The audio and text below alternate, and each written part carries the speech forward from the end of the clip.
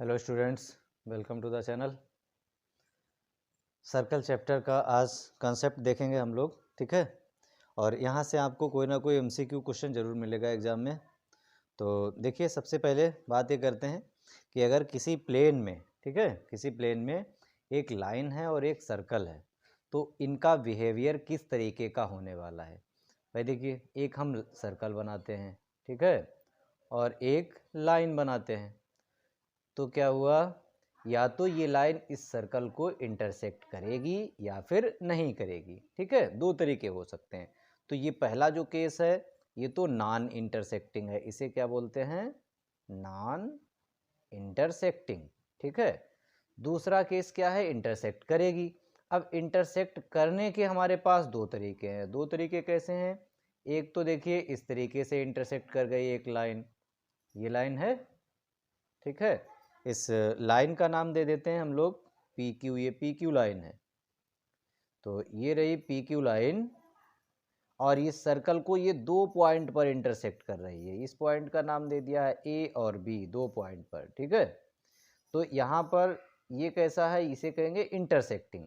और इंटरसेक्टिंग में हमारे पास ये दो पॉइंट पर इंटरसेक्ट अगर करती है तो इस तरीके की इस लाइन को, इस पी क्यू लाइन को हम बोलेंगे सेकेंड। क्या कहेंगे इसे, ये जो पी क्यू लाइन है ये क्या है, सेकेंड है। और इंटरसेक्टिंग में दूसरा तरीका क्या हो सकता है, दूसरा तरीका इंटरसेक्टिंग में हो सकता है कि ये सर्कल को एक पॉइंट पर इंटरसेक्ट करे। मतलब एक पॉइंट पर इंटरसेक्ट करने का मतलब ये है, ये देखिए पी क्यू लाइन है, ठीक है, और ये कोई पॉइंट हम ले लेते हैं ए। तो एक पॉइंट पर इंटरसेक्ट करने का मतलब है कि एक सर्कल को टच करके निकल जाए।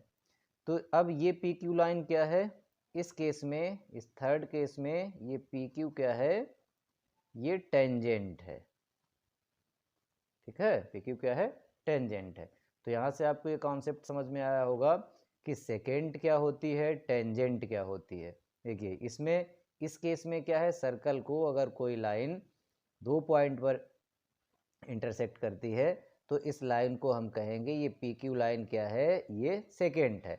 और अगर एक ही पॉइंट पर टच करती है तो ये पी क्यू टेंजेंट है, ठीक है।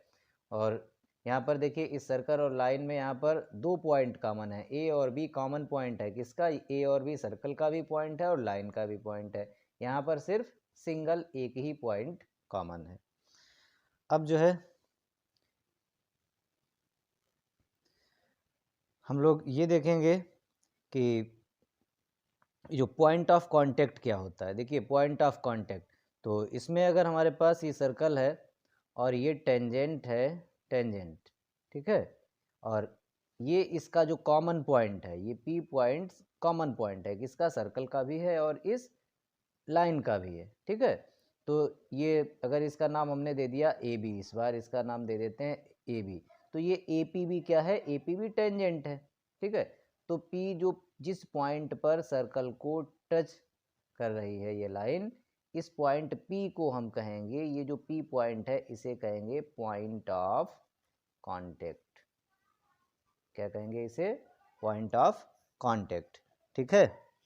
अब देखिए इम्पॉर्टेंट पॉइंट है ये कि अगर कोई टेंजेंट है सर्कल पर और रेडियस, तो इनमें क्या होता है भाई, इसी में बना लेते हैं। ये इसका सेंटर है ओ, और ये रेडियस है, ठीक है। ओपी क्या है, रेडियस। तो रेडियस जो है वो टेंजेंट पर हमेशा परपेंडिकुलर होती है। रेडियस को आर से रिप्रेजेंट कर दिया हमने, आर जो रेडियस है वो always perpendicular to the tangent.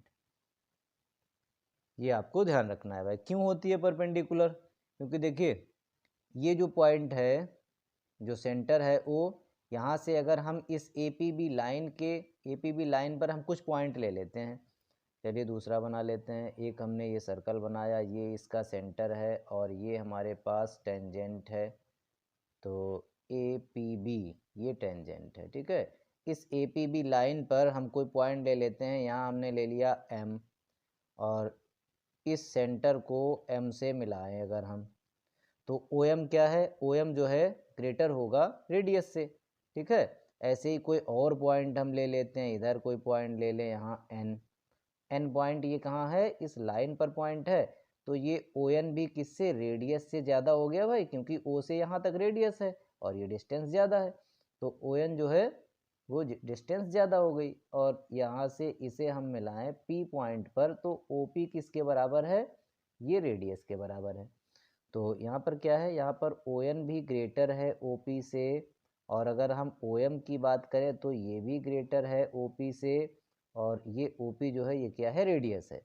तो ओ पी यहाँ पर शॉर्टेस्ट हो गई, शॉर्टेस्ट सबसे छोटी हो गई। और भी हम लिख सकते हैं, तो शॉर्टेस्ट डिस्टेंस को ही क्या बोलते हैं हम लोग, परपेंडिकुलर डिस्टेंस। इसलिए जो रेडियस होती है, रेडियस वो हमेशा परपेंडिकुलर होती है टेंजेंट पर। ठीक है, ये कॉन्सेप्ट है, ये आपको ध्यान रखना है भाई, खूब यूज होगा, क्वेश्चंस में बराबर यूज होता है। अब देखिए नेक्स्ट कॉन्सेप्ट हम लोग देखेंगे कि नंबर ऑफ टेंजेंट। ठीक है, क्या, number of tangent to a circle. अब कितनी टेंजेंट ड्रॉ की जा सकती हैं एक सर्कल पर, कहाँ से, ये हमें देखना है।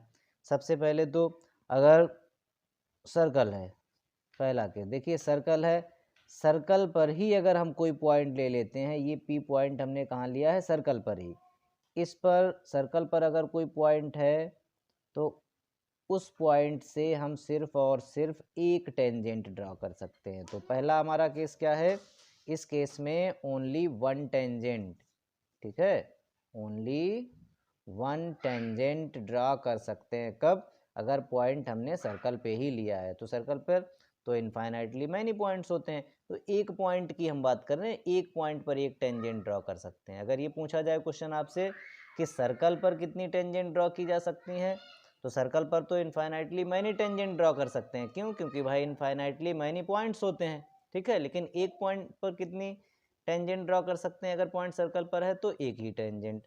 दूसरा देखिए, दूसरा अगर सर्कल के अंदर हम कोई पॉइंट लेते हैं पी, और अंदर से इस पर अगर हम टेंजेंट ड्रॉ करना चाहें तो भाई कोई भी टेंजेंट ड्रॉ नहीं कर सकते हैं। देखिए ऐसे आप बहुत सारी लाइन बना सकते हैं, बहुत सारी इस पॉइंट से पी से पास कर रही हैं, ये पॉइंट सर्कल पर है ये वाला, इसमें ये अंदर है, अगर इनसाइड में पॉइंट है और यहाँ से, तो ये कोई भी टेंजेंट नहीं है। ठीक है, तो अंदर से कोई भी टेंजेंट ड्रॉ नहीं कर सकते हैं।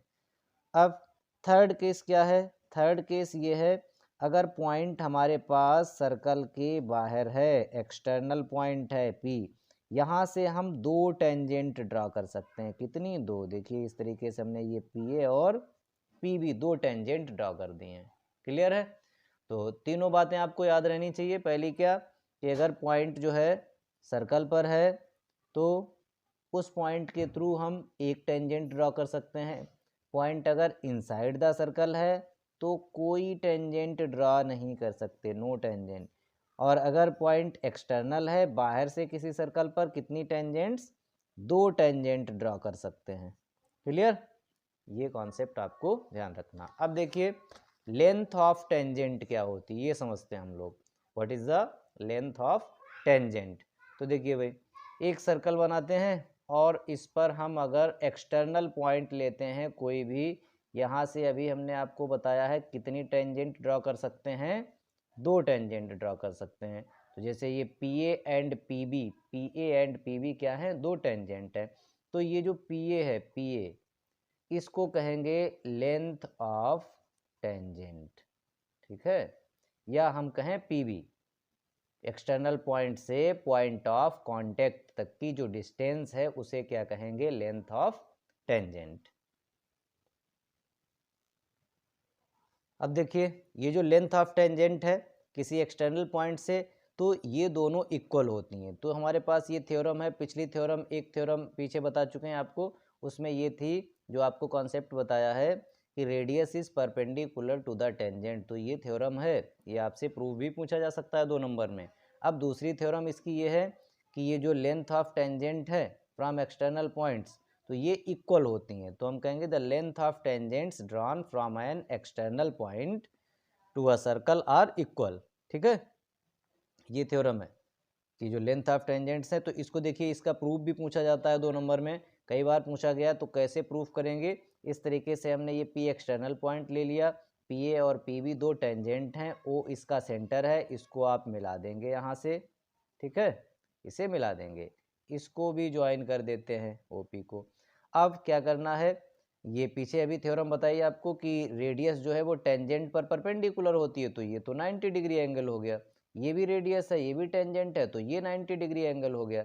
तो यहाँ से ये जो ट्रायंगल है, ट्रायंगल ओ बी पी, कौन सा, ओ बी पी, ये कॉन्ग्रुएंट हो जाएगा किस ट्रायंगल के, ओ ए पी के, ओ ए पी ट्रायंगल के।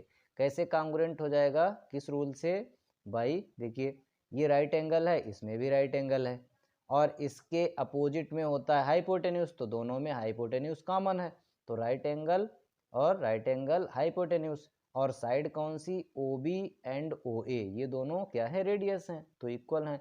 तो भाई आर एच एस रूल से ये जो ट्रायंगल है, इस ट्रायंगल के कॉन्ग्रुएंट हो जाएगा, ठीक है। इतना आपको दिखाना पड़ेगा जो 2 नंबर में आएगा, ये कि ये राइट एंगल है, कौन सा एंगल, एंगल ए जो है हमारे पास, बी और ए, ये दोनों राइट एंगल है, और अपोजिट में O P and O P क्या है, हाइपोटेन्यूज है, और साथ में ये कॉमन भी है, ठीक है, हाइपोटेन्यूज है और साइड ये कॉमन है। और साइड हमारे पास कौन सी है, ओ बी जो है ओ ए के इक्वल है, ये क्या है, ये रेडियाई है भाई, ठीक है। तो इस तरीके से इन तीनों बातों से आर एच एस रूल लगा और ट्रायंगल कॉन्ग्रुएंट हुआ। यहाँ से हमें by C P C T क्या मिलेगा, P A is equal to P B, ये कैसे मिलेगा भाई, सी पी सी टी। और ये हमारा प्रूफ हो गया कि length of tangent drawn from an external point to a circle are equal. तो ये हमारा कॉन्सेप्ट है। साथ में यहाँ पर और एक बात सुन लीजिए भाई, जब ये कॉन्ग्रुएंट हुआ तो ये जो एंगल है, इस एंगल के बराबर हुआ by C P C T, ठीक है, ये वाला एंगल, और ये वाला जो एंगल है ये भी इक्वल हुआ इस वाले एंगल के by C P C T से।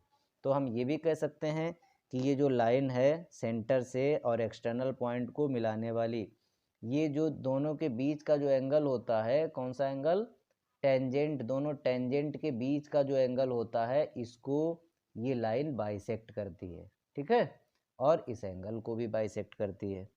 इतना आपको ये भी कॉन्सेप्ट है, ये भी ध्यान रखना है, क्योंकि ये भी आपसे प्रूफ करवाया जा सकता है।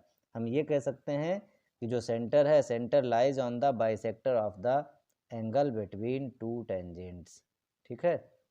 तो थैंक यू स्टूडेंट्स, चैनल को सब्सक्राइब जरूर कर लें।